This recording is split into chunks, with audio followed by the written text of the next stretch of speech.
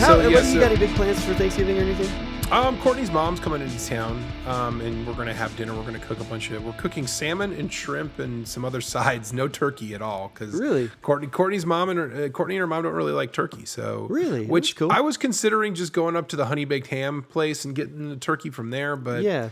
it's fine, man. Like, I have turkey every year. It's not that big of a deal. I can live with. We make the salmon in the air fryer, and it's really, really good. And we're gonna get a big fillet and gonna do it up. So it'll be. I'm not worried about it. Man, I wish that I really wish we could see each other, bro. Because I get you some. I turkey. know. You know, you need some turkey. I'll hook you up with some turkey. I'm sure you would, Chris. I know we bring this up every episode, but it's painful not being able to see people and just having. man. I mean, we're lucky to have this technology, and we're lucky to have these things that kind of connect us when we're not. But I just would love to come over to your house and go eat a bunch of hot wings and fried pies, and I was listening to one of the episodes last night, or maybe the night before, about. Us going to get fried pies or something, and it's just like, man, this sucks. Yeah, it really does, man. But hey, maybe the end is in sight. There's vaccines or something. Like there's vaccines that are in trial phases that all look pretty promising. So we're hoping, fingers crossed, and obviously, guys, all those listening, we hope sincerely that you guys are all safe and healthy, and that none of your family members have been seriously affected by COVID-19. But absolutely. But all joking aside, I think that's always something we want to say. So So anyway, what year are we doing this year? We're talking about 1967. 67. And here's the thing. There are years where there's good albums. There's a good album that comes out every year. One thing this podcast, I think, makes clear, like having worked on it for so long, is that it doesn't matter what year you're looking at. There's going to be something great that came out that year, right? We've had years where the charts have been garbage. Great albums across the board. But then you look at the albums, there's always something great. But then there are years that really stand out as like turning point, fulcrum years. And like 1991 is one of those years, I think. But 1967 may be like the biggest fulcrum year. Like, I think it's quite possibly the most storied year in the history of certainly rock music.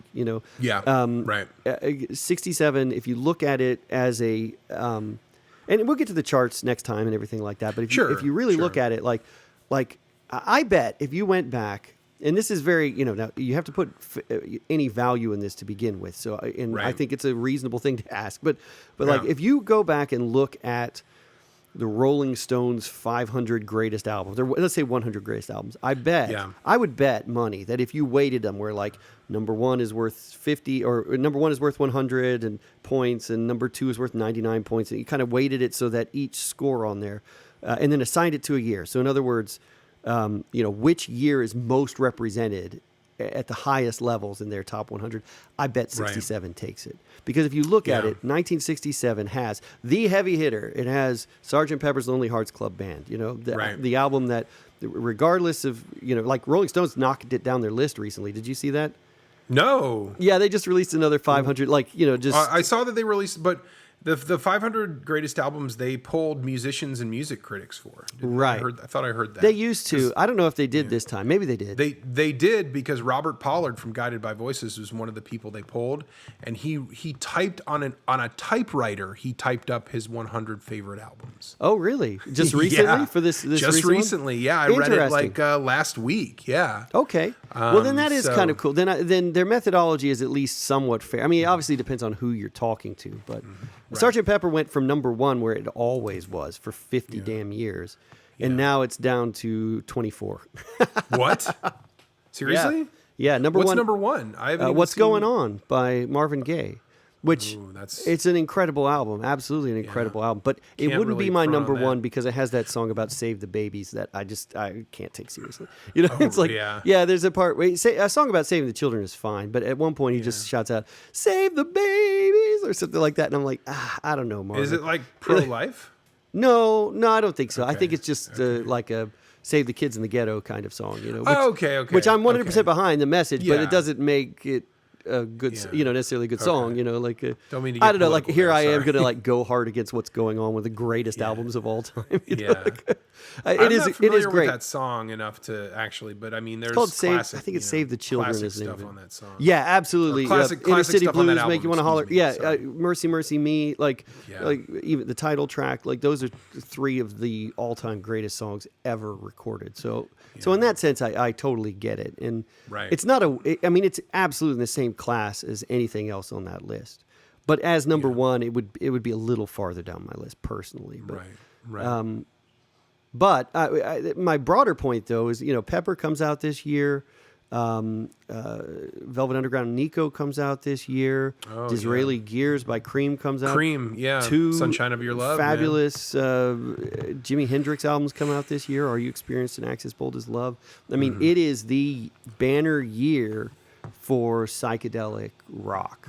And I would say you can't talk about 1967 without talking about psychedelic rock. No, it is the zenith of it psych. is, in fact, to such a degree that it is called the Summer of Love. Yeah, 1967, absolutely. the summer there. Absolutely. And so, and we're going to get into that because that's going to be kind of our topic of discussion here at the top. Right. Is Summer of Love and what that means, what that was, what it means. Right. And then I want to get Right. to a little bit of how a year ends up with a title like Summer of Love that people are talking about 50 years later. Because to me, that's kind of an interesting story too, But yeah, so I just want to kind of lay the groundwork for everybody that, 1967 is a huge year for music. So I'm glad that we're kind of talking about this year, just for that reason alone. But you're right, psych is kind of the big thing, right?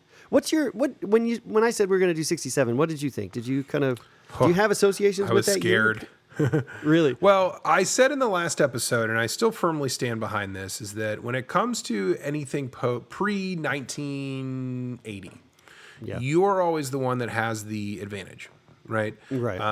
I just don't have that much of a skin in the game for 60s and 70s music, and there's a lot of it that I love, of course. don't get me wrong, but my knowledge could be probably a little better. I'll be completely honest.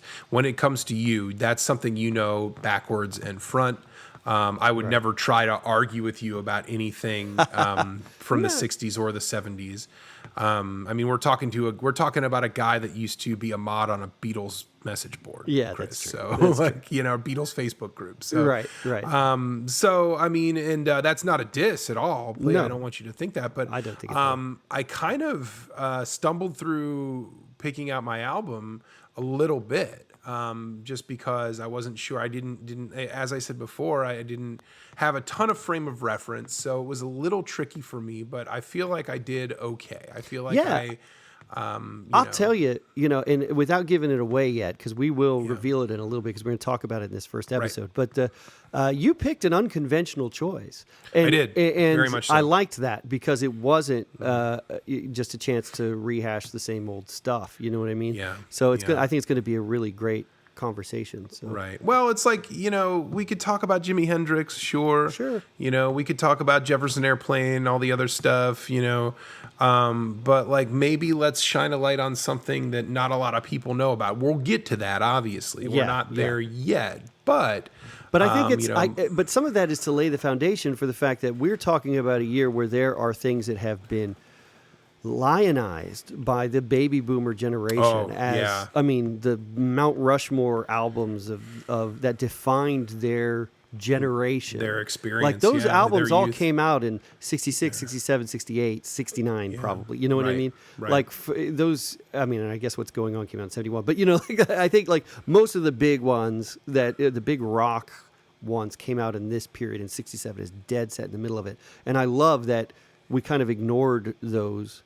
We'll get to my choice, but I love that you picked something that's less conventional, and I think that is I don't say like a brave decision, but I mean like that was a very Marty decision, which I think was great, which I think adds to the character of this podcast. That's what we want. Well, thank you, man. I'm really glad that you kind of have that forethought, because I was just kind of, I wouldn't say I was like punching in the dark or anything, but I was sticking close to my guns, I suppose. Yeah. And I think I came That's up what we with got to something do. good, so. That's what we got to do on this. Yeah. You know what I mean? Like It's if you had just said, I want to talk about Sgt. Pepper because whatever, that's the big album, then that's a boring episode of the podcast, man. Exactly. You know, like, that's not or the way like to do it. Axis Bold as Love. Sure, Jimi Hendrix is great. Yeah, we can talk about but it, like, you know, I don't know. Who hasn't... Jimi Hendrix has been, you know, beaten to death, you know? And God love him, you know? Yeah.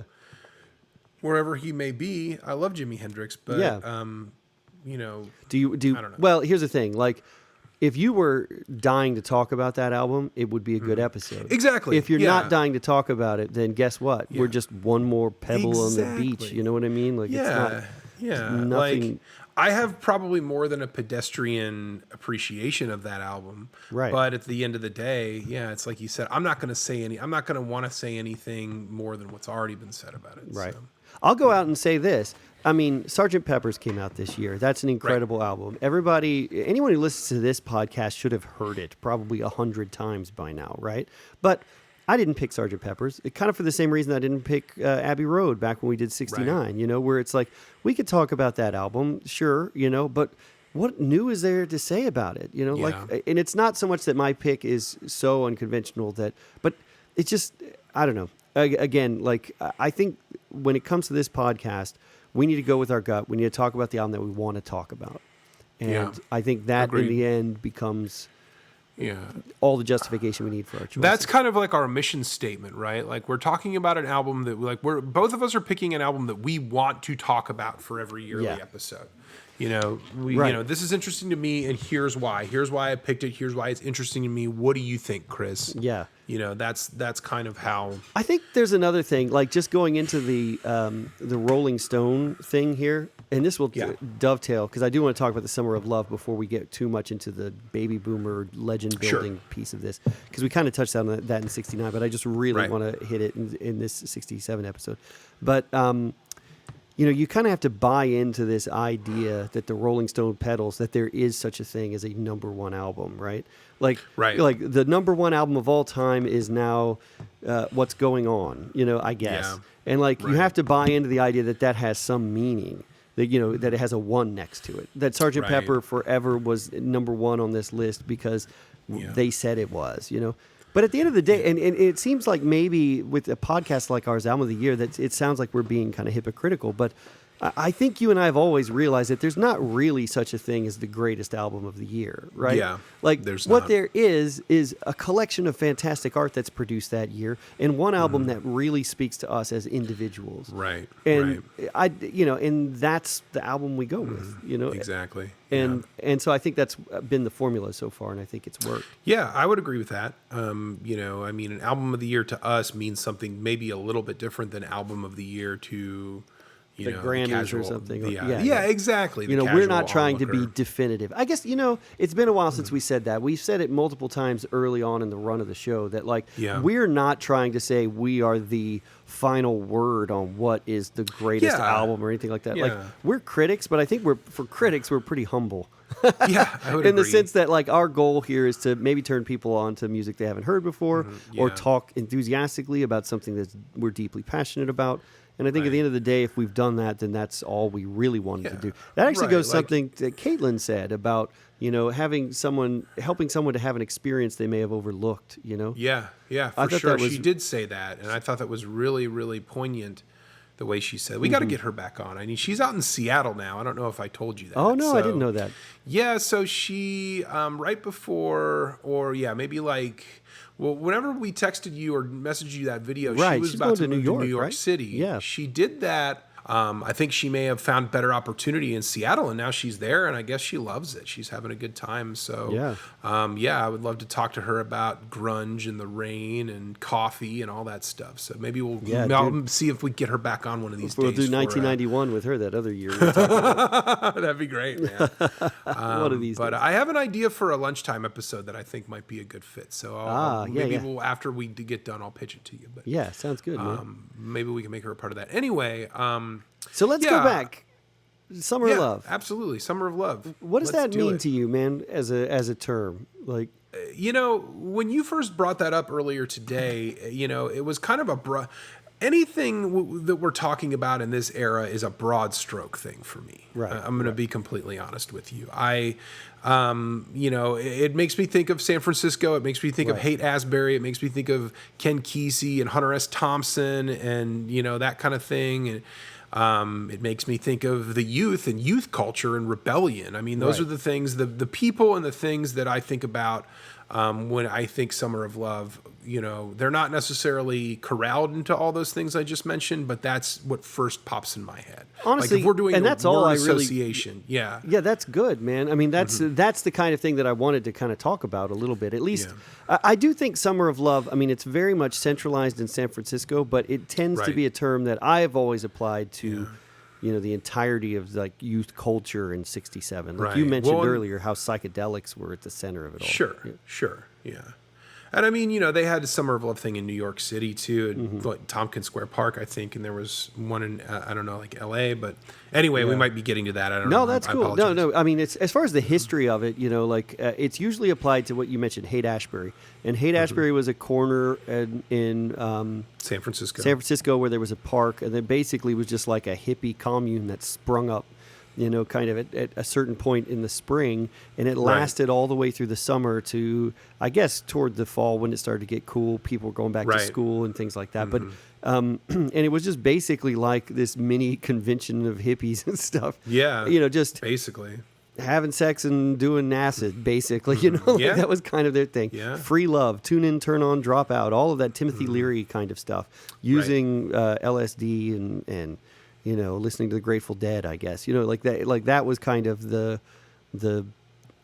scene, but that hippie scene, kind of glowed outside of San Francisco. And like you hear about, like the Beatles were influenced by all of that. Like Pepper kind of came about as a part of the same cultural moment. And that was obviously happening in London, in other places. And it's a very strange movement, the kind of hippie Summer of Love kind of movement, because it's extremely naive. I mean, I don't know. We've kind of talked about this before because you and I are more like punk dudes, right? And some people will say punks are the opposites of hippies. You know what I mean? Right. Like we're not. They have more in common than you would think, though. I think that's true. I've always felt that way, actually. And but I will say that there are always things that I admire about the hippies and things that I hate about them. It's like me too. Yeah. I've never felt like 100% on their side or ever 100% opposed to them, Exactly. I kind of admire their naivety. I admire the kind of, we are Starlight, like as corny as that is, I like that they were trying to be positive. All of the idealism that came out of the hippie movement, you can draw a line to a lot of parts of liberalism now, when it comes to anti-hate, when it comes to anti-police brutality, like all those things were things hippies stood for, anti-war especially. I mean, that's probably the biggest cornerstone wedge issue, in the hippie monolith, really. It was all about Vietnam. Protesting Vietnam was a big part of that. So yeah, absolutely. Though sometimes I'm skeptical about some of that. I mean, and I don't want to say that they weren't. I mean, I think they were legitimately against Vietnam, so I don't want to try to say the hippies weren't. But sometimes I wonder if it's just a movement like any other movement. It's like, well, what's cool this year? Peace and love, man. That's what's cool. So if you're just like an upper middle class kid from San Francisco, you live close to Haight-Ashbury, whatever, you're into peace and love because the other hippie sitting next to you is into it. You know what I mean? Right. And then 5 years later, it's just glitter rock or something. You know what I mean? Like you're all right. But this year's peace and love is cynicism and doing cocaine. You know what I mean? It's sort of right. And then this year's is voting for Reagan. There's kind of like a moment at which they just kind That's of a good point. And that is the real, I think, the tragedy of the hippiedom is that it didn't last. Like the positives didn't last. Right. The negatives kind of did last. The sort of self-congratulatory horse crap that came with the hippie movement. That whole, I mean, on one level you say, we are Starlight, we are golden. Like I said, that's kind of this, that's very beautiful and naive until you realize what they're saying is I'm the center of the universe. Yeah. And that's is someone quoted as saying that we are Starlight, we are golden. We are caught in the devil's bargain, and we've got to get ourselves back to the garden. It's Joni Mitchell, Woodstock. Okay. Yeah, it's a song, Woodstock. Yeah, So I'm sorry, I'm using that just as shorthand for like the kind of hippie idealism. No, I think it's a good, it's a descriptive way to kind of make that point. Absolutely. I missed the reference. Great. That's all. Yeah. Joni Mitchell's great. I'm not like knocking her specifically, but I just mean like as a movement, it was very short lived, you know? Yeah. Heck, 68 shows up, and 68 is the year that's closest. We should have done 68 actually, because 1968 is the year that most resembles 2020. You know, and I think everybody agrees that this is. That a horrible year? But Nixon. Yeah, that's sort of the assassinations, Martin Luther King, MLK, and Malcolm X, and RFK, and it's just in the riots at the Democratic National Convention and all of this kind of stuff that went on. Yeah. The war became more of a central concern for everybody. So it's like from 67, they go from this kind of golden, naive time to like really trying to turn that into positive political action. And maybe that's where the marriage with, like you said, liberal politics really kind of kicks in. Probably that next year. But and I think with any movement, especially a youth movement, you're going to have like hangers on. You're going to have people that are just kind of intoxicated with the spirit and the kind of oeuvre of what that entails and what that represents, you know, like anything else, you know.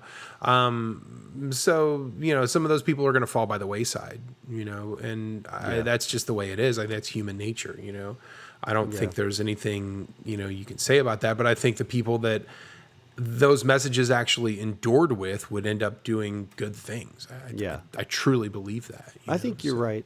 I will say this, like George Harrison from the Beatles, of course, is quoted as he's like the one Beatle that could kind of go out anonymously. Like Ringo could go out and then everyone would spot him or whatever. But you know, but George could kind of sneak off, and he snuck off and went to Haight-Ashbury. Yeah, there's a picture of him like playing a guitar with a cigarette hanging out of his mouth. During the Summer of Love. Yeah, but he said that he was kind of disillusioned by it right away. Yeah, he said that he got there and it was like I think his quote was something like it was like the barrio. He said it was all these people really were doing LSD, and he was expecting it to be this like magical people having artistic awakenings kind of thing. And he said instead it was just a bunch of spotty kids doing drugs and, you know, sleeping with each other. And he was like, you know, he didn't see it as something. So I don't know. It's that could be retrospect too. I mean, I don't know, but I feel like the Summer of Love is both a beautiful thing and kind of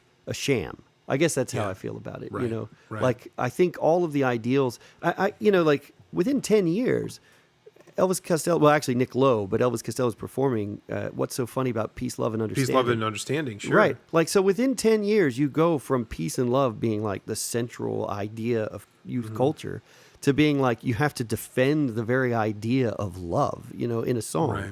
And I think like in some ways, they kind of rolled everything up into one big naive ball, and it just, or like a balloon, and it popped, you know? Right. And in some ways, when I say it's a sham, it's just kind of for that, you know, like it's to some degrees, as beautiful as it is to stick a daisy into a rifle, you know, if you're doing it just to be the guy who stuck the daisy in the rifle, then it eventually evaporates. And I guess I kind of feel like that's ultimately what happened. So I'm going to read you something here, and I want you to tell me how you feel about this statement. And this is a paraphrase of Joe McDonald, who is the lead singer of Country Joe and the Fish. Yeah. And I pulled this from a Vanity Fair article titled "Suddenly That Summer," written by Sheila Weller from June of 2012. Okay. So this is what he says about his experience. The Summer of Love became the template. The Arab Spring is related to the Summer of Love. Occupy Wall Street is related to the Summer of Love, says Joe McDonald, the creator and lead singer of Country Joe and the Fish, and a boyfriend of one of the summer's two queens, Janis Joplin. And it became the new status quo, he continues, the Aquarian age. They all want sex. They all want to have fun.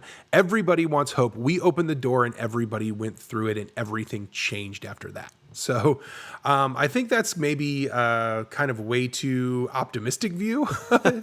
You know, like we opened up the door and peace, love, and happiness just reigned over everything after that. It's like, well, and that goes part and parcel about what you say about the broad strokes that baby boomers paint everything. Yeah. You know, everything's like, a legend. This one summer happened and then everything was amazing. Yeah, like, yeah. Well, let's pump the brakes a little bit, Country Joe. Yeah, Country Joe, come on. Yeah, because you saying the fixin' to die rag or whatever, and then suddenly the Arab Spring happens. What are you talking about? Occupy Wall Street. Yeah. See? I mean, I think there's a point that Occupy Wall Street is somewhat tied in, but you can't literally say like, oh, we held a protest, so now every protest in history now owes us a debt. Like, okay, exactly. no. That's pretty overblown. Yeah, well, and that's the problem with these guys. That's the problem with the baby boomers as a generation. Come on, those are people Arab in Spring Egypt probably has that have been nothing to do with the persecuted. Summer of Love. Get out of here. You know what I mean? That's It fucking may ridiculous. inform the way Country Joe looks at the Arab Spring, but if he really thinks that Arabs are fighting for their freedom because a bunch of hippies and did drugs and had sex. like get out of here, get out of here. You know what I mean? I would be much more willing to accept. Like if someone said the civil rights movement is the beginning of all of that, but a bunch of a bunch of upper middle class hippies in San Francisco aren't going to say, well, it really starts with the civil rights movement. You know what I mean? Because they want to give themselves the credit. Exactly, they want to pat themselves on the back. Yeah, Tom Brokaw talks about this when he wrote The Greatest Generation, which again, greatest, great respect to that generation, but again, you can't generalize like that. You can't say a generation is the greatest one that ever. That's silly, Right. But he wrote The Greatest Generation. He wrote this book, a very great book, and he wrote a follow-up book called Boom, and I've read both of them. And really, yeah, Boom is about the baby boom generation. Oh, okay. And he says in the foreword to it, he's like, when I wrote The Greatest Generation, I had people asking me all the time from the baby boomer generation, because he was a silent generation guy. He was in between the two generations, Right. And he was like, the baby boom generation were always like, we're the real greatest generation. Oh, and he said, like, seriously? literally straight to his face, like, you got it wrong. It's the baby boom generation that's the greatest. And here's the thing, like, there are a lot of great accomplishments for the baby boom generation. Like you said, I've kind of lived in like the 50s, 60s, and 70s to some degree as far as like the music, the music that I love and all of that. Like, I'll give them credit for all of that.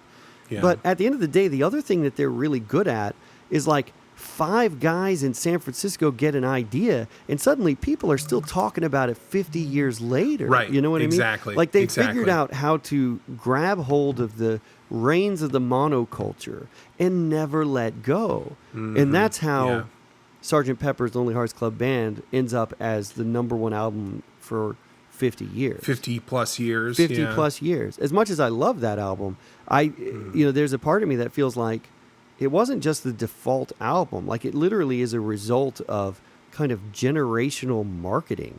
Right. And I think The Summer of Love is kind of tied into that. And I hate to keep quoting the Beatles on this, but even Paul McCartney once was talking about Summer of Love, and he's like, that's a little too pat, Summer of Love. He's like, but it was a good summer, it was a golden summer, he said. Yeah. But like, who was this again? Paul McCartney said that. Paul McCartney, okay. Yeah, so like, it was pretty good. It was good, yeah. I don't know. I recorded some music and, did some drugs. It was okay, I suppose. I don't know. All right, I'm done. I'm sorry. I'm doing my shitty Paul McCartney impersonation. I'll have to work on the John Lennon one, and we could just do a whole podcast like that.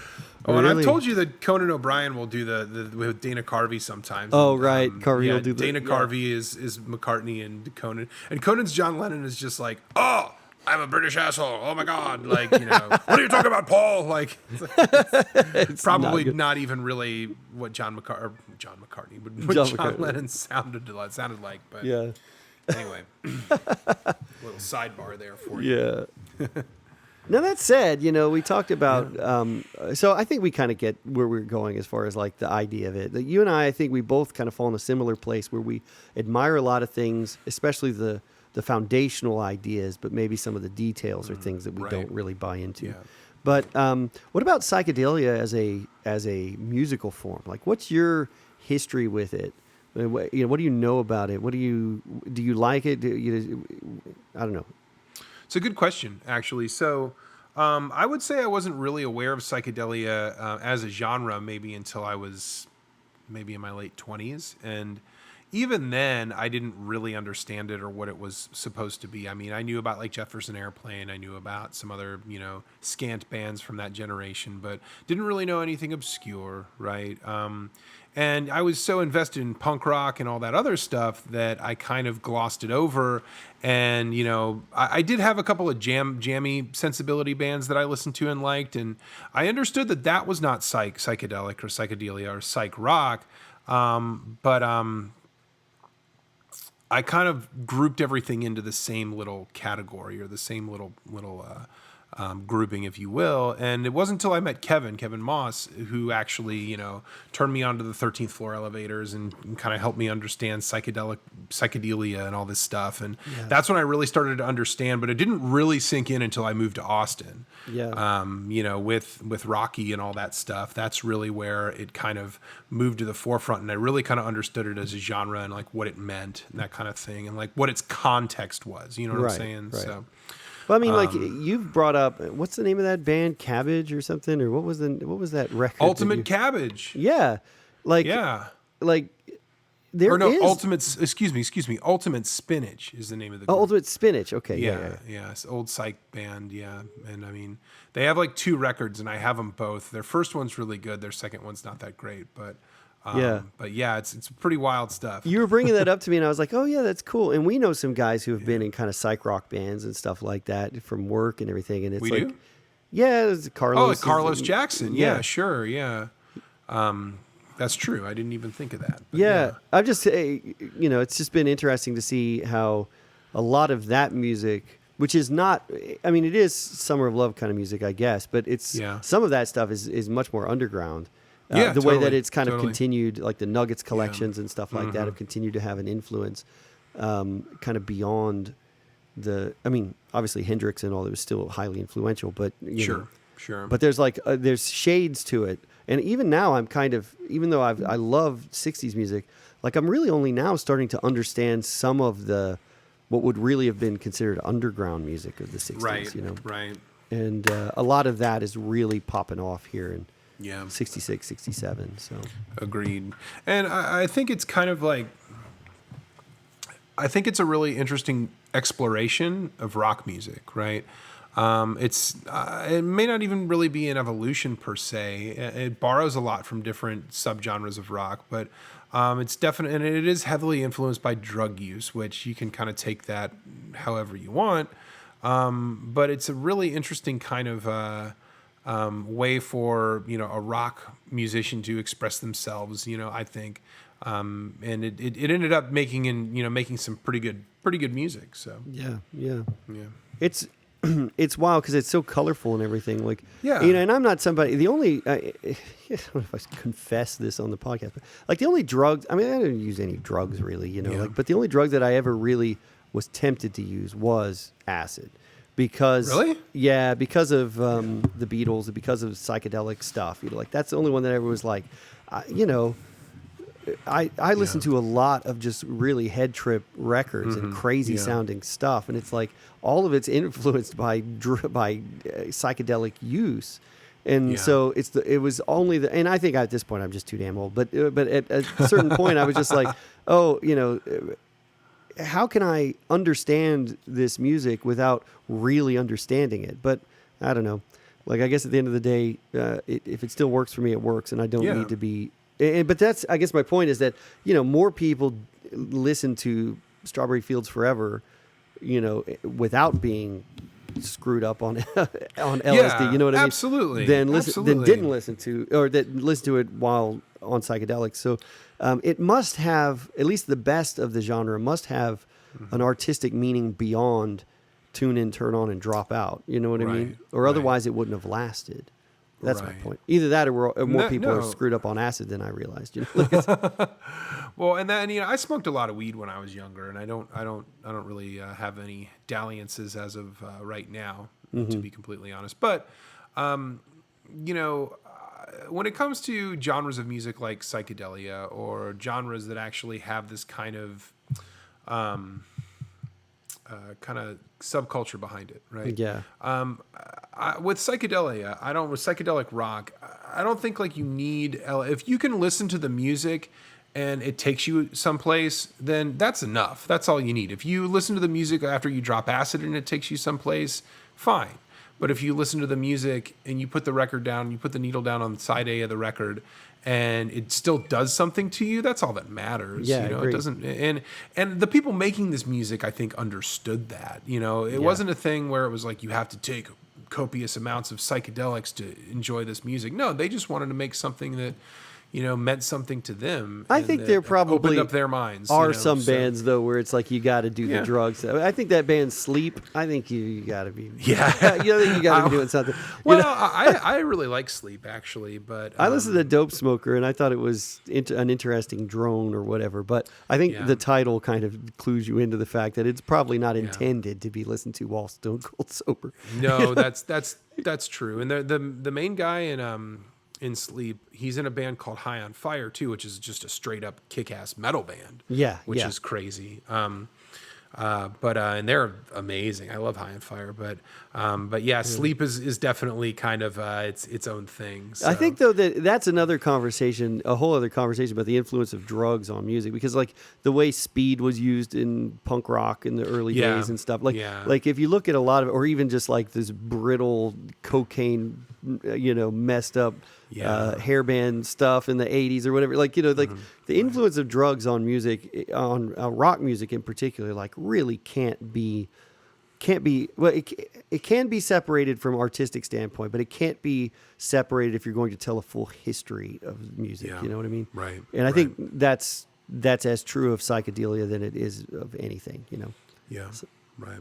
So yeah, I don't know. I think my thoughts were a little disjointed, but I guess my point is you don't. It's like any other kind of music. If it moves you, then that's enough. I think I think you did a good job making that point. I think what I just wanted to counter with I think it is still important to discuss the influence of those drugs on the music, because ultimately I think that is a part of the story too. And it's like you can kind of make either mistake, which is to be like one of those guys who's like, if you remember the 60s, you weren't there. That's a mistake.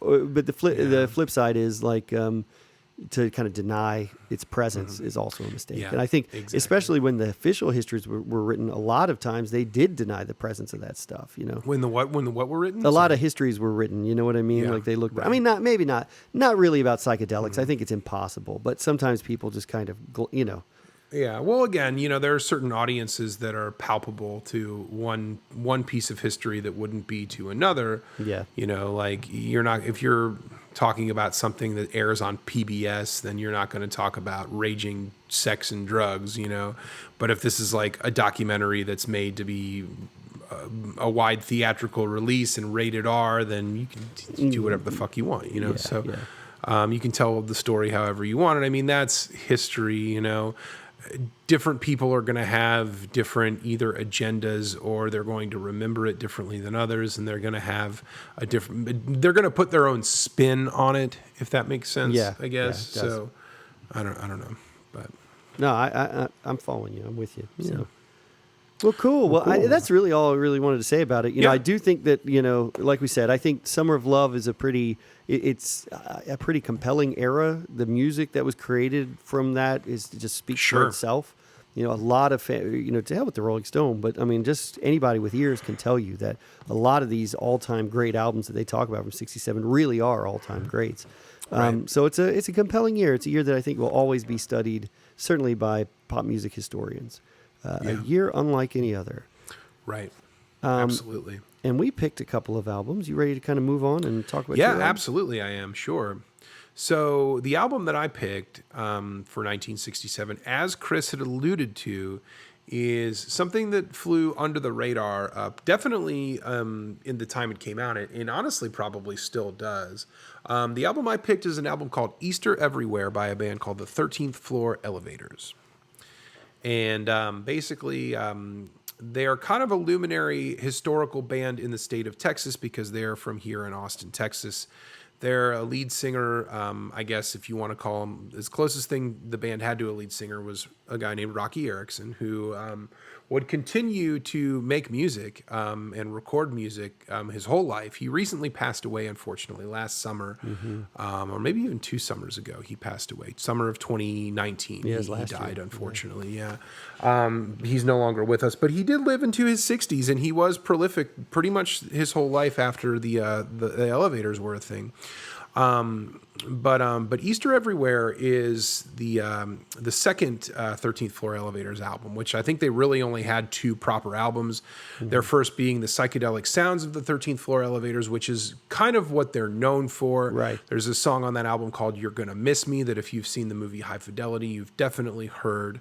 It's the song that Rob Gordon's listening to in his headphones when his girlfriend leaves him at the very beginning of the movie. So that is the same band. And Easter Everywhere kind of follows suit a little bit, but I think is a little bit different. It's a little more psychedelic, I feel like.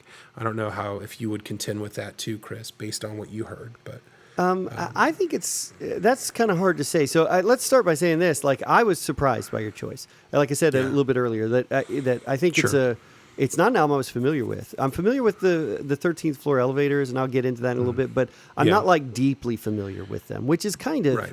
As an Austinite, is kind of a shame. Honestly, I probably should have gotten into them a little bit sooner. But but you're right in saying that most people point to Psychedelic Sounds as like the 13th Floor Elevators album that you have to own, right? Yeah. So when you're like the second album by the 13th Floor Elevators, I was like, oh, what?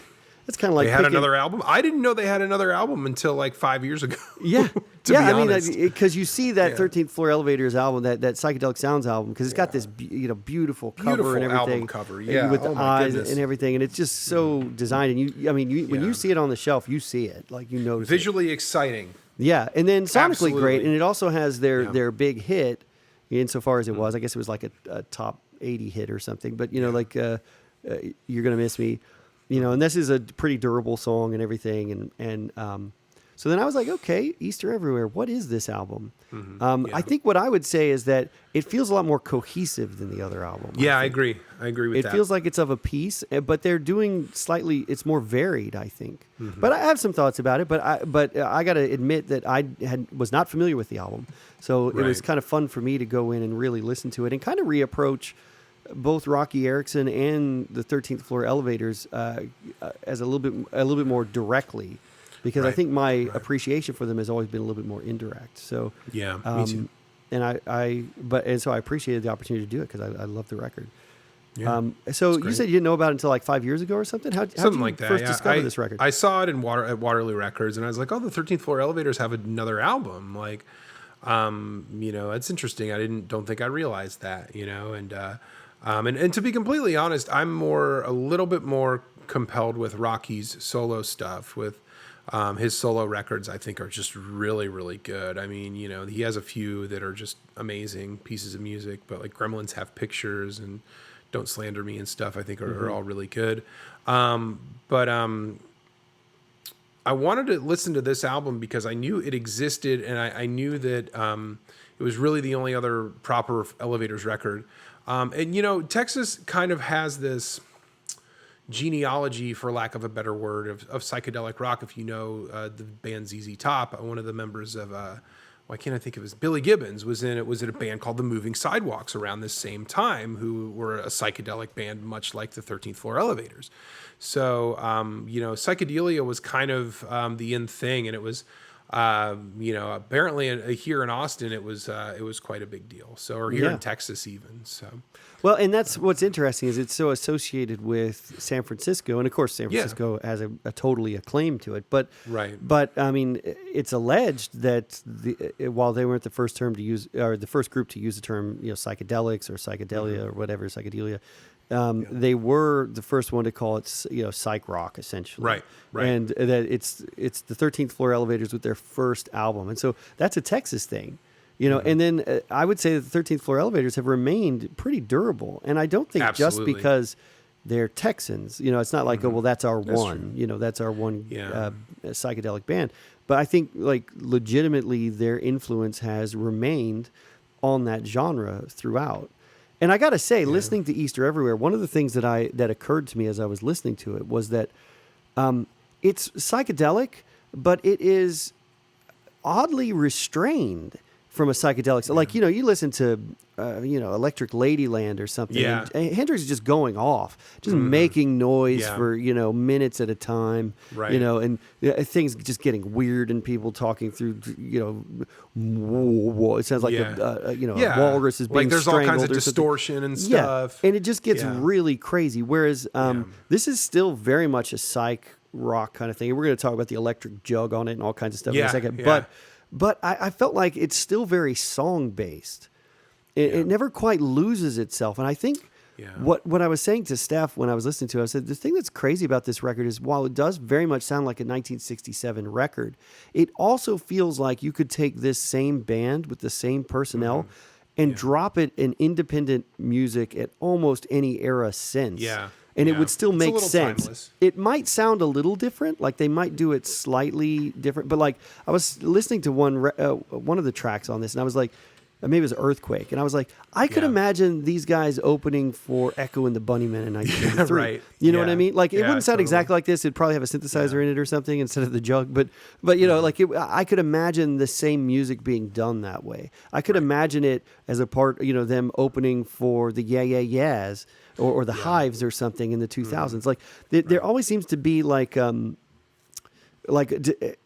kind of, I don't want to say like the 13th Floor or end up being like the ambassadors from psych into indie rock. But in some ways, I think they kind of are, or at least sonically they sound that way to me. This particular album does. Right. I almost think you could, this might be a little bit different than the point you made, but I almost think you could, the songs are coherent and cohesive. And you're right. It's not just like noise, it's not, there's not like tons of distortion and, it does have the psych elements, but they're packaged in a kind of a different way. You could almost take these songs and you could record them with more of a straight up rock sensibility and they would still be fine. Like you could take away the jug and you could take away, the kind of almost bright guitar playing because, and you could maybe beef up stuff a little bit and it would still sound cool and it would still sound, like something that could be, viable now. And which is, I think it would be hard to do that with like a Moby Grape album. Totally. Well, actually Moby Grape, maybe not the best example, but like, I think maybe, like the, Jefferson Airplane. I think it would be harder to do that with. You know what I mean? Like Hendrix, the songs are there on Hendrix, but like he really goes out there sometimes, which I feel like that kind of modesty is very Texas in a way. Yeah. Like I think there's that kind of no bullshit thing that you have in Texas where it's just like, we're not going to dare you to listen, like it's still going to be. And in some ways it reminds me a little bit of like a Texas version of Them. The Van Morrison's band. Do you kind of feel that listening to I this do stuff? Absolutely. I love them. Yeah, I think they're so amazing. Good. And I didn't really realize who Them was until I really started collecting 45s. And there's a lot of Them 45s out there, and there's some heaters, man. Yeah. And I did some internet research, and I was like, oh, this is Van Morrison's original band. Shit, like.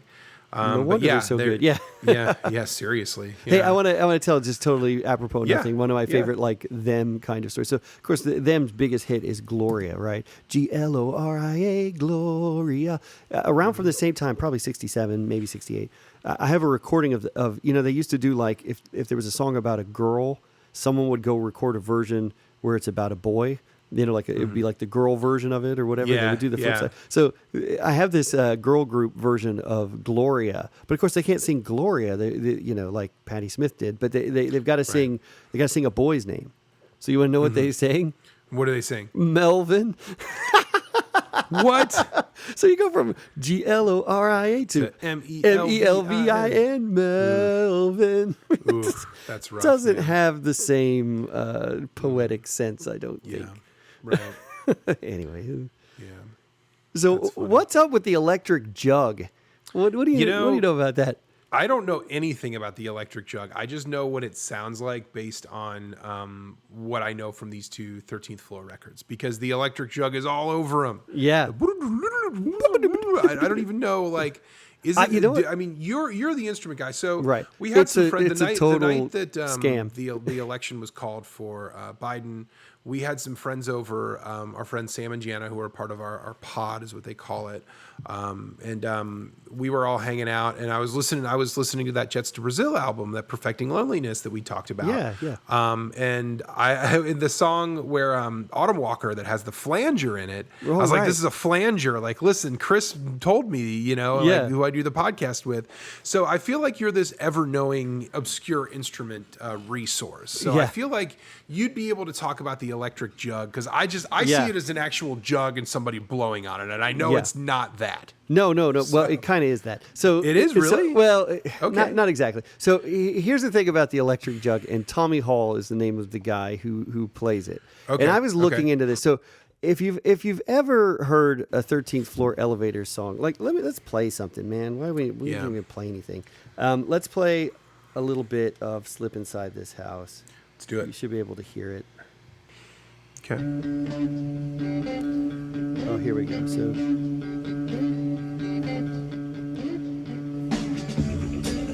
you hear that? So that's the electric jug. Mm-hmm. What is the electric jug? Well, this guy Tommy Hall, who is one of the founding members and one of the sort of really one of the creative forces of the group. I mean, I think Rocky's the force, but he's pretty close of the group. Plays this thing. What is it? It's a jug, and he's hooked a microphone to it. That's all it is.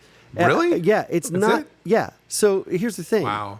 It's nothing. Like, it's just a guy going with a little bit of extra reverb because he's doing it into a jug. That's all it is. Like, that's really it. So the microphone is like on like in the jug, like the spout of the jug. It's like it's just right over, on top of it, basically. Yeah.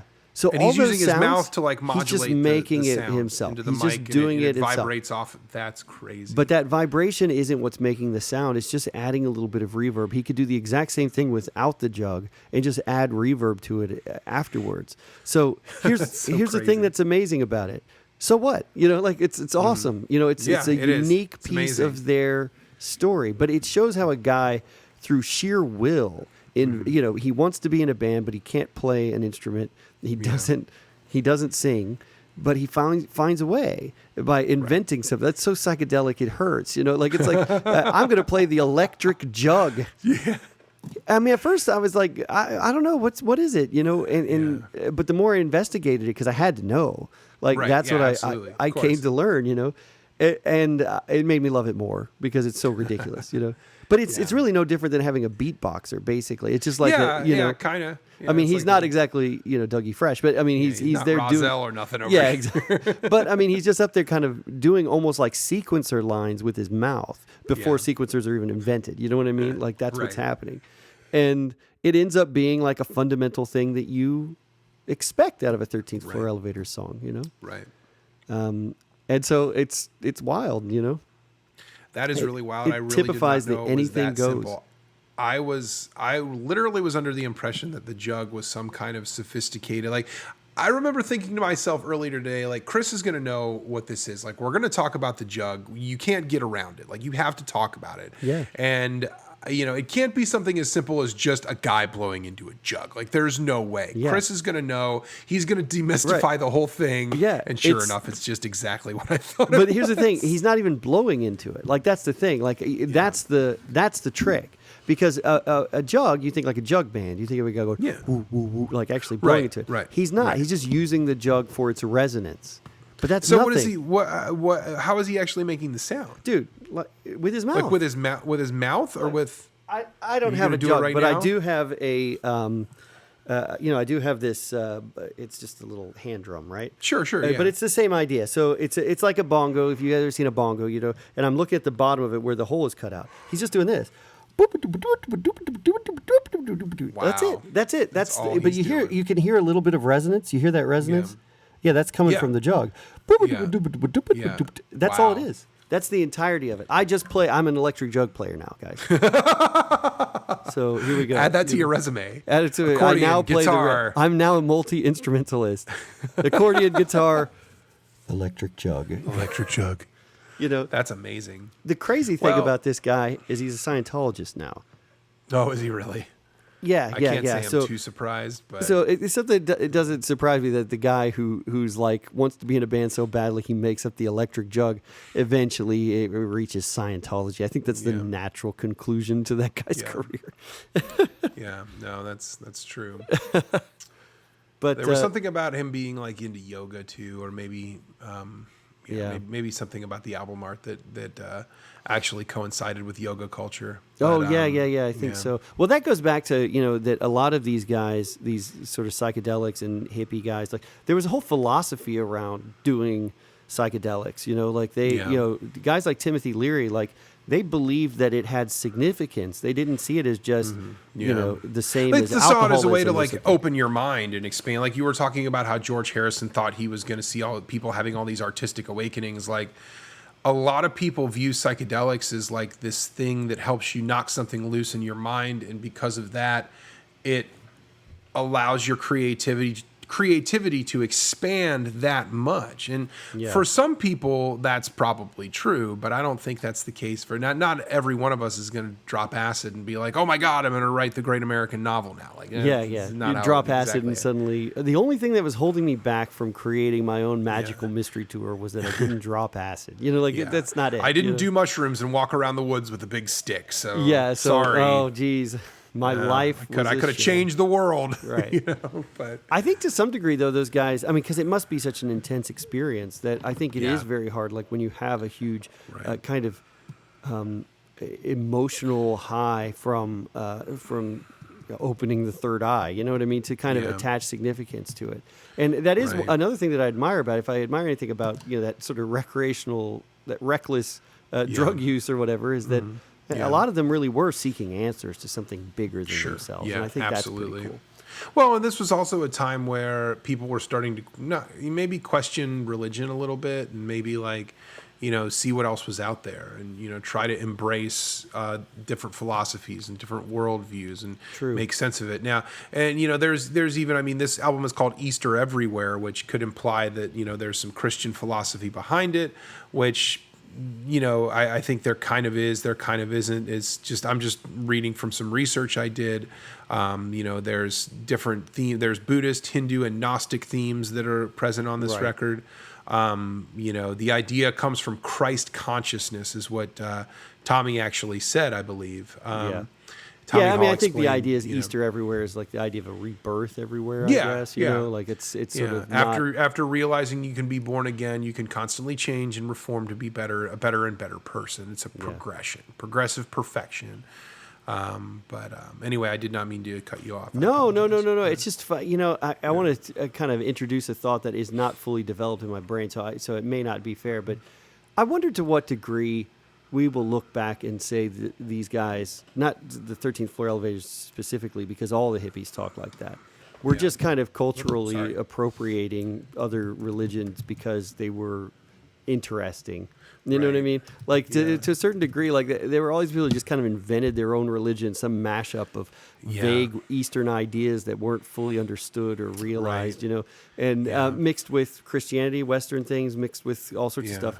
And I'm not even arguing whether or not that's appropriate or not. I mean, I think that's a whole other argument, but it's interesting that to some degree it's entitled white dude just being like, I'll just borrow from these mystics and I'll borrow from these mystics, and to what degree that's kind of weird in its own way, but no, it is. And I mean, I think there's a lot of, nowadays, some of these things, some of these grabbing and grasping at straws from other philosophies and religions kind of turned a little bit problematic, with cults and things like that. You mentioned Scientology. I mean, that's a grand example.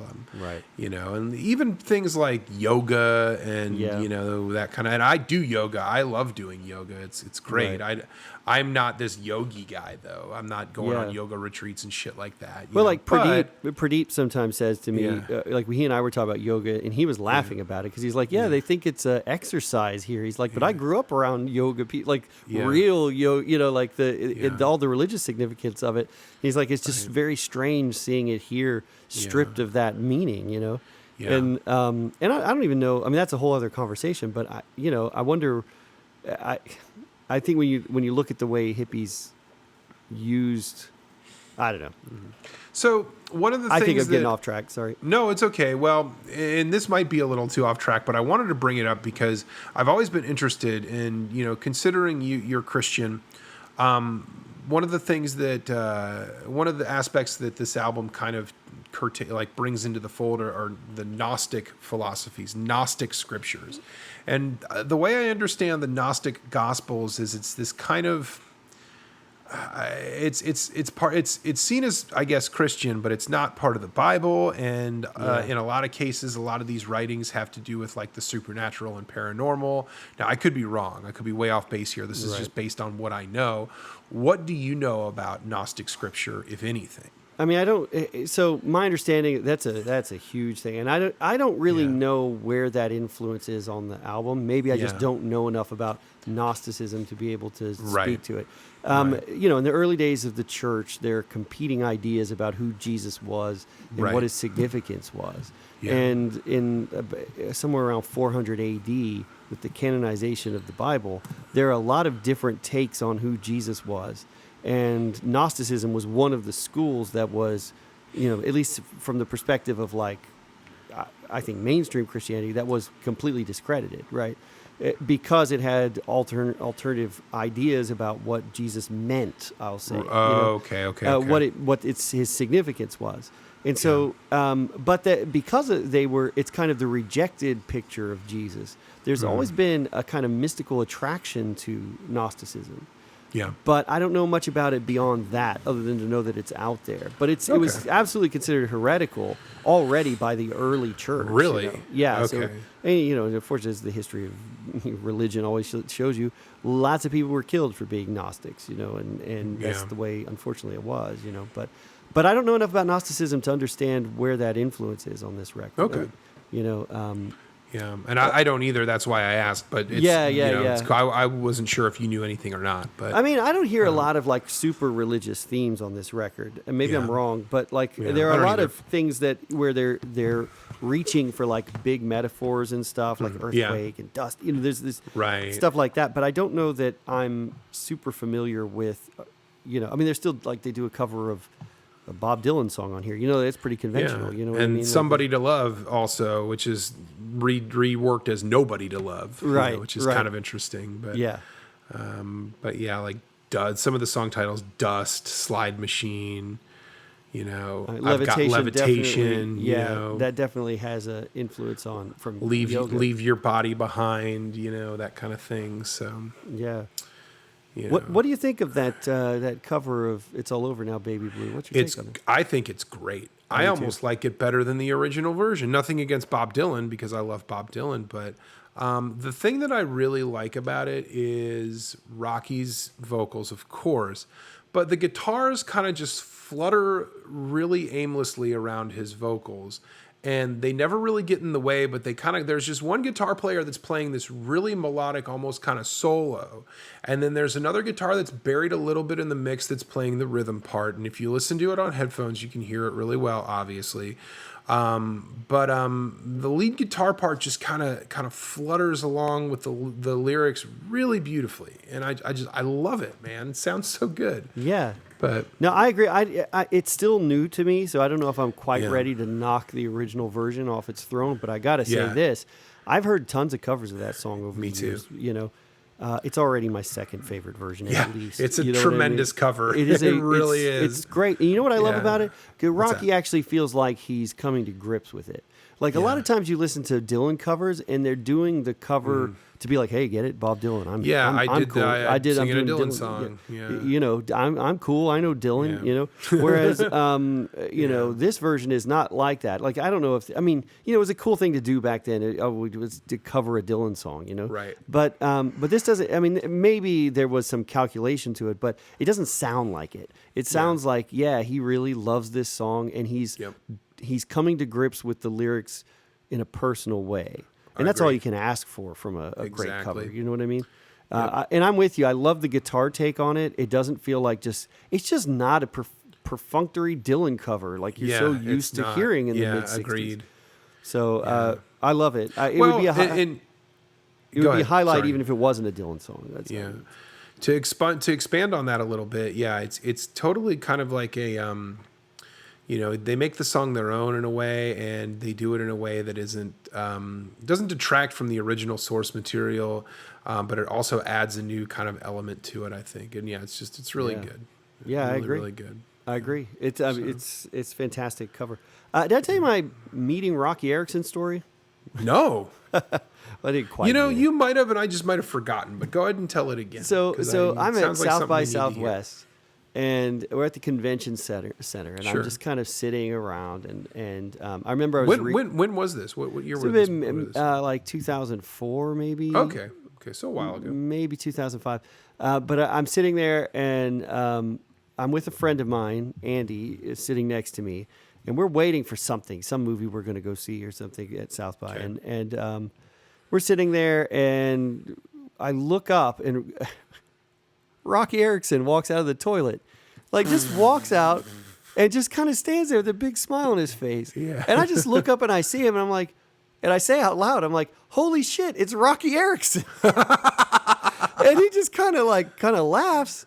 And then I didn't know the 13th floor elevators well enough. Like I knew Rocky Erickson, so I knew we didn't talk about Rocky that much yet. Yeah. Rocky, obviously the lead singer of the band. He's he was an Austin legend. Yeah, absolutely, 100%. But kind of a troubled man. Yeah, I heard people say that Austin died when Rocky Erickson died. A friend of mine said that. Yeah, which is a little bit hyperbolic, but I could say that I think he and Daniel Johnston died within like a year of each other, and that is the end of something. It's pretty Austin, symbolic. Yeah, I would agree with that. Absolutely.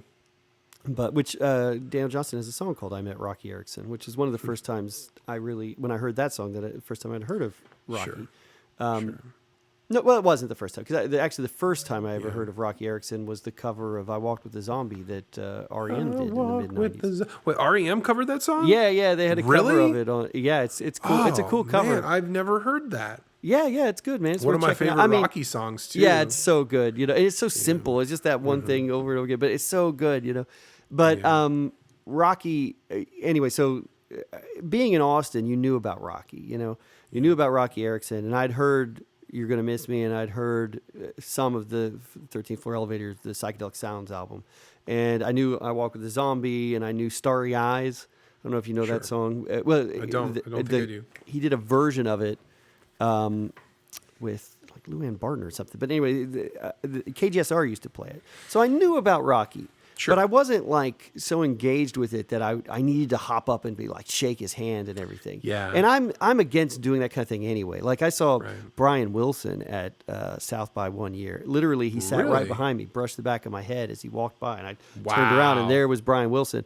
And I didn't get up and shake his hand because I felt like I don't want to do that. Brian Wilson is there, and that's good enough for me. Yeah. But so I'm not inclined to do that anyway. But in retrospect, I kind of wish I had, because he's such a unique guy, that it would have been nice to have had a 2-minute conversation with Rocky Erickson as he walked out of the toilet. But Holy shit, it's Rocky Erickson. So did he just walk away after you said that? No. Actually, a bunch of other people came up and kind of mobbed him after that. So I kind of started the feeding frenzy on Rocky. So I guess I feel bad about that. I don't know. Maybe he liked the attention. Rocky's an interesting dude, though. He was arrested shortly after this for one joint, and he had a felony drug charge for that. Yeah, and he ended times were different back then, man. Felony drug charge for one joint. Joint. They, I think he went to a mental facility for 3 years.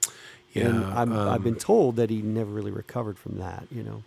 So I've heard mixed opinions on that. Now he was quite troubled. He had a lot of mental health issues, unfortunately.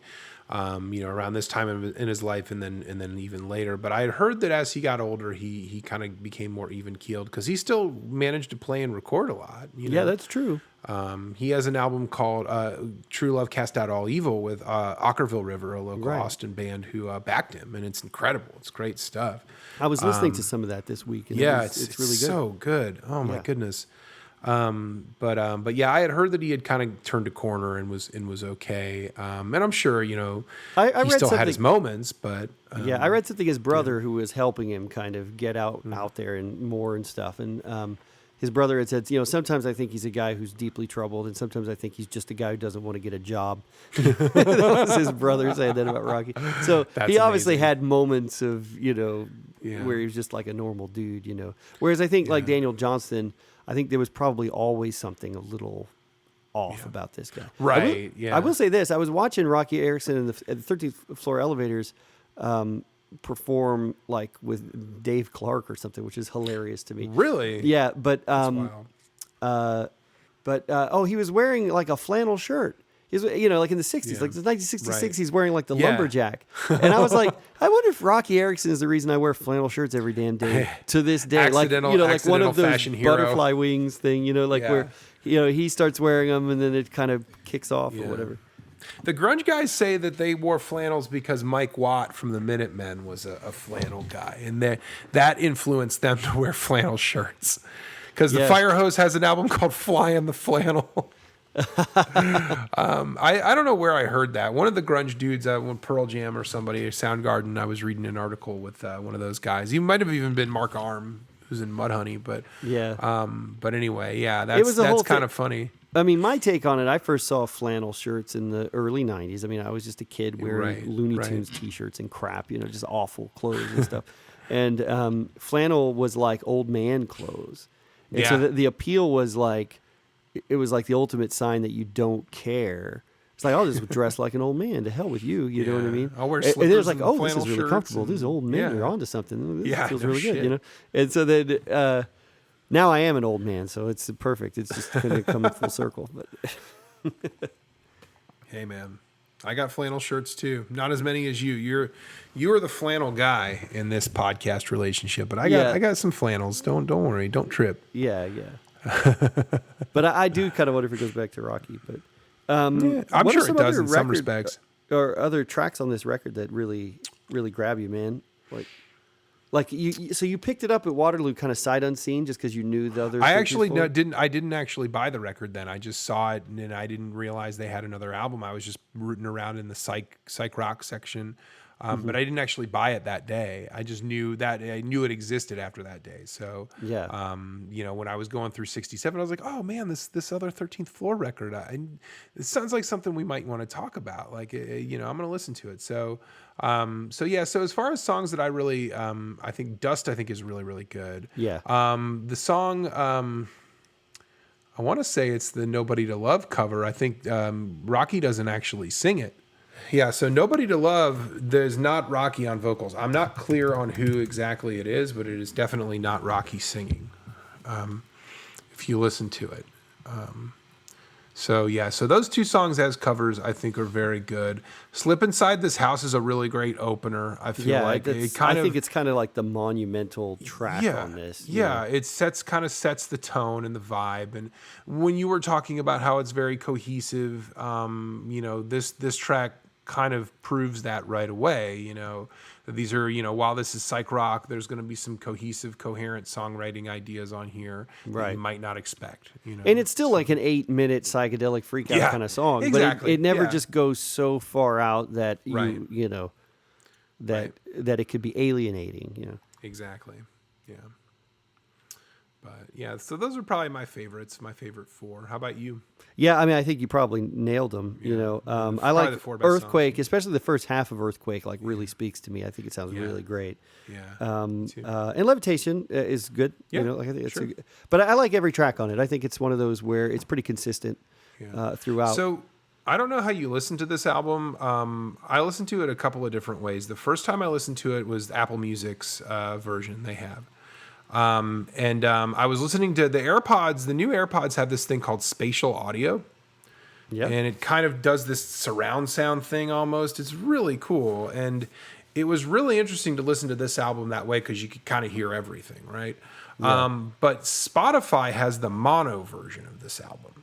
And the mono version is a little different, and it's more bassy. You can't hear the jug as much, but it's still good. It's still a good a good copy of the record. But that's something to think about in '67. Like mono was still the main way people listened to music. Right. The best way that I could compare it is like think about like what stereo is now. In '67, stereo was like surround sound for audio is now. Like people don't usually mix audio for surround sound. Sure, you can find surround sound mixes out there, oh, here's the surround sound mix of Miley Cyrus Party in the USA. Go listen to that. There's like super audio CDs and stuff. Yeah. That stuff exists, but it's for rich kids with more money than sense. That's basically what it's for, right? It's that's what stereo was seen as at the time. Yeah. Like the Beatles spent like a week mixing down Sgt. Pepper in mono, and then a day mixing it down in stereo. Like that's the difference in which they, put the emphasis on the mono version. Yeah. So I guess what I'm saying is that, if you might say, well, mono, clearly that's inferior. Well, maybe not. Yeah. A lot of times, even with a psych rock record, that mix may really have been the true artistic statement. Right. So right. Well, and I harp on that Lemmy from Motorhead documentary. I've brought that up a few times on the podcast. But there's a scene where he, when that was made, the Beatles, they reissued and remastered all the Beatles albums, and you could buy them on like mono or stereo. And there was a scene where Lemmy goes to what's the record store out in California? Amoeba Records. Amoeba, yeah. And and he buys the mono box set, and they're sold out of the mono box. But one of the people that works there was like, "I'll sell you mine. You can buy mine." And he was like, "Thank you so much." He's like, "This is the way it was meant to be heard." Yeah, he's right. I mean, here's the thing. Like, I'm a Beatles aficionado and everything. I listened to those 87 mixes growing up. Those are such trash. Like, those 87 masters, they're horrible compared to everything that's come since. But you listen to that mono box set, and you go, oh, my God. The way in which this music threads together is really special in mono. And I wouldn't think that because I'm not precious like that. I'm not someone who's like, oh, yes, you must listen to mono or it's trash. I'm not somebody who really, despite having the kind of sound design background and stuff, even playing in bands and stuff, like I'm not somebody who's real picky about that kind of thing. But it's just that much of a revelation that when I listened to these albums that I'd known for 20 years in mono, I was like, oh my God, no, these guys are right. Like this is undeniable, Yeah. So I don't know if that comes into play with Easter Everywhere in particular, but there's an argument to be made there that is more robust than you might think, Right. Well, somebody said on, I think it was like the wiki. Let me look it up here. Yeah, the mono edition is ridiculously rare, apparently. There were only 120 copies of the mono edition pressed, from what I understand. Yeah. Okay. So if you find a mono pressing of this album, you probably have like a few grand worth of vinyl there. Yeah. Well, that's so that just goes completely counter to my point. Yeah. But this is the time with the changeover from mono to stereo. So not everybody had straight up stereos yet. Right. Right. That's true. Yeah. Yeah, I don't have a ton of experience on. I have a couple of mono records, like the Sonics, that Boom, that album. Oh, I have that. I have a mono copy of that, but it's a reissue mono. It's like it's nothing like it's not from when it came out or nothing like that. But it still sounds cool. Yeah. The mono pressings of albums sound really interesting because you can tell how production was different when it was recorded. You know what I'm saying? Yeah. So. I mean, and I love all that stuff, obviously. I love a lot of mono stuff. I think it's got a cool vibe and everything, but it is a different world. And I think there are a lot it's like watching a movie in black and white. You always have people out there who are like, oh, black and white, and they get sniffy about it, But it's like, look, there was a time where this is what the technology was, and a lot of great art was created using these tools, and it should be experienced that way, Absolutely. But it sounds like this album was one where the stereo version is still pretty great. Yeah. So right.